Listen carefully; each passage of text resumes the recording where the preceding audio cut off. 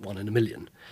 So the sort of blended probability, they said, of 1 in 20. But it means that every pregnancy is a gamble. So it's a big decision even to have another pregnancy. Yeah. And you had Nancy, she's 2. She's 2. And she's fine. She's fine. She's wonderful. And she's very good with him as well, actually. Very protective and always cuddling him.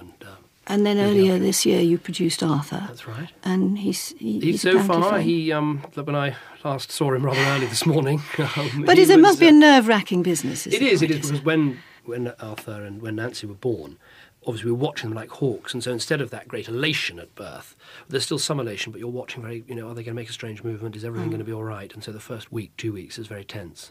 So all of that, obviously, it explains what we were talking about at the very beginning here, that you want to retain a balance between home and family. You can't suddenly not take a full and active part as a father in this family, and yet at the same time you've got this thing called the Conservative Party, which is desperately in need on the other hand. The chances of you being pulled in two different directions. You just have to have very clear boundaries, and also we're very lucky because we can afford extra help for Ivan.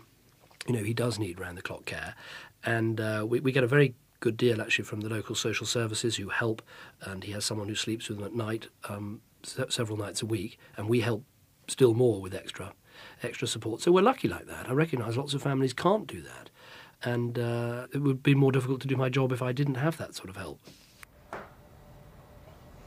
Well, that was David Cameron speaking on Desert Island Discs back in May 2006, speaking about the time when he and his wife Samantha discovered that their little boy Ivan was so seriously ill, and he died earlier this morning. He had a very severe disability, a combination of cerebral palsy and a particularly severe form of epilepsy, and he died in a central London hospital earlier this morning.